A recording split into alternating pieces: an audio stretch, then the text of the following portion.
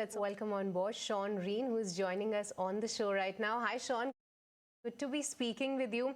So, Shaun, this SCO meet where in India and China, they are talking about how they want to grow their exports. They are talking about lifting the travel curbs, and they are saying that both the nation experts are saying that for now, India and China, they are partners and not rivals.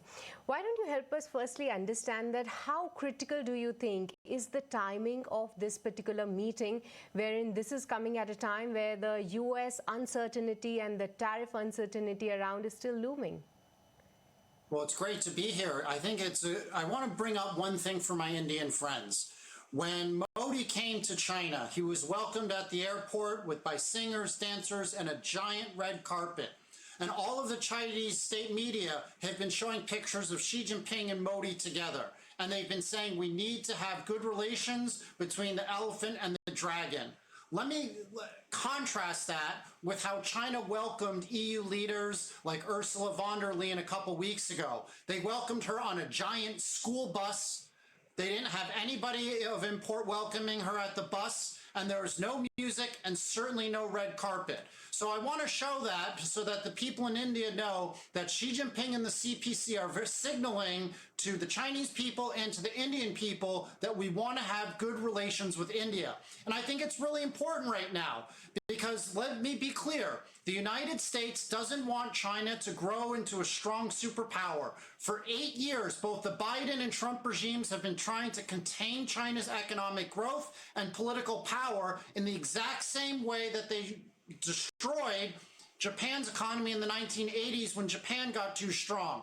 Now, what's happening right now is under Trump, they want to contain and destabilize India in the exact same way that they destabilized Japan and are trying to destabilize China.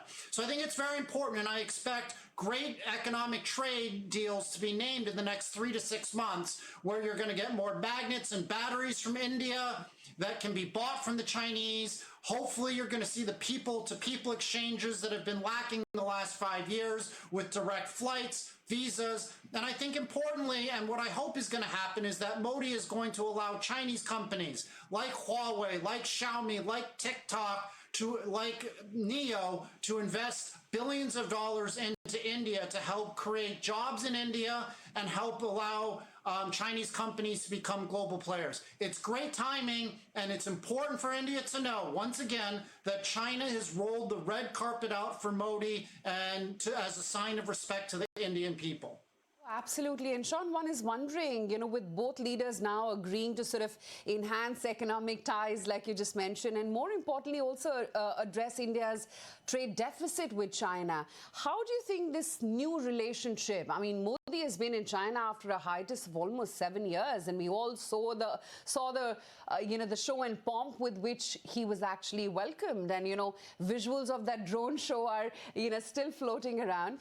But how do you think this could impact the global supply chains, just taking a leaf from what you were saying, at a time when relations, because of tariffs with the US, are so stifled? So America, under Scotty Besson and Trump overplayed their hands when it came to China. They felt that China was going to kneel down to American bullying. But let's be clear, nothing that the Americans make, except for semiconductors and ethane, can the Chinese not make themselves or buy elsewhere. So instead of buying soybeans from America, they're now buying soybeans from Brazil. Instead of buying oil from America, they're buying oil from Canada. Instead of buying beef from America, they're buying beef from Australia. So it's very clear that China has the upper hand in the trade war with the United States, which is why Trump had to fall down and reduce the tariffs from 140 down to 30%. America is in a much weaker position than it was during Trump 1.0. Now, what does that mean for global affairs? What that means, though, is that China needs to offset its trade. In 2017, 17% of its exports went to the United States. That number is down to 14%. So China has de-risked from the U.S., and they've looked to new markets like Latin America and, very importantly, to Southeast Asia, where 18% of exports go. But here's the thing. China needs new markets to grow. It doesn't trust the United States, and it doesn't trust Western Europe. So the best place for it to go is India. And so I hope that Modi will, stop being so obsessed with national security concerns and allow more of the Chinese companies to invest into India to help deal with the $99 billion trade deficit. I think that's an important thing, and it's reasonable for India to be concerned about the trade deficit and say to China that China needs to buy more products from India. I think those people-to-people changes will be clear and good. But here's the thing. China, I think, is more powerful than the United States now when it comes to economic trade. So you're seeing this whole new rise of a new global world order that's going to be more multipolar. It's not going to be China at the top. It's going to be China at the top. I think India is going to be a superpower, and I think the United States will remain one. But this is a great opportunity, I think, for Modi to become a little bit more pragmatic, do deals with China. None of the issues between India and China are too big. The water issue, Ladakh, all of these issues can be discussed and solved through diplomatic means. And hopefully that will have more trade and get rid of the trade deficit. Sure, Shaun, appreciate that point, and also the point you were making about how China needs to be buying more from India. And in light of this entire tariff situation, China has also gone ahead and said that they would open up the Chinese market for India. So maybe that trade deficit could go ahead and look better.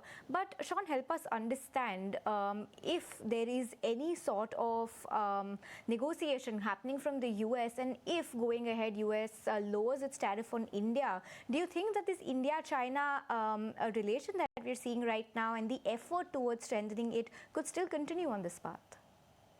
I can, and it should, because I think, again, as I said, as a country gets too powerful, Japan in the 80s, China 10 years ago, India now, the United States and their national security foreign policy establishment will not allow another country, especially a yellow person country or a brown person country, rise. There's a lot of bigotry throughout the foreign policy and governing establishment in DC, and there's just a lot of intellectual bigotry, which means that the United States will always try to oppress India. So even if Trump were to lower tariffs and come up to an accommodation with Modi, I think it would behoove the Indian people for Modi to say, okay, let's have good relations with the United States, but we need to get better relations with China. I mean, look at how strong the two nations would be if you had 2.7, 2.8 billion people living in countries that are next to each other, build up two pillars of economic growth. I hope and I think when you see a lot of Indians, when they visit Tianjin this week, they've seen the drones, they've seen the humanoid robots, they've seen the overall innovation that's taking place in China, and they're going to realize the future is China, the future is India. The United States is running bankrupt, with a $37 trillion in debt. The healthcare system's a mess. I was just in the U.S. last week. They're homeless, mentally ill people, drugged out, roaming the streets. The United States is not in a position to exert power and influence economically throughout the world anymore. It's China with its innovation, and hopefully India with good trade. In 20 years, India might catch up to China economically. I think India should be a global economic superpower. And the best way for it to achieve that status is by cooperating with both the US and China, but certainly cooperating more with China than it has in the last 7 years. I think it's been a shame at the tension between the two countries since, really 2017, 2018, even before Ladakh, when India went all in with Quad. Okay, interesting. Lots to, look forward to. But Shaun, thank you so much for your time today.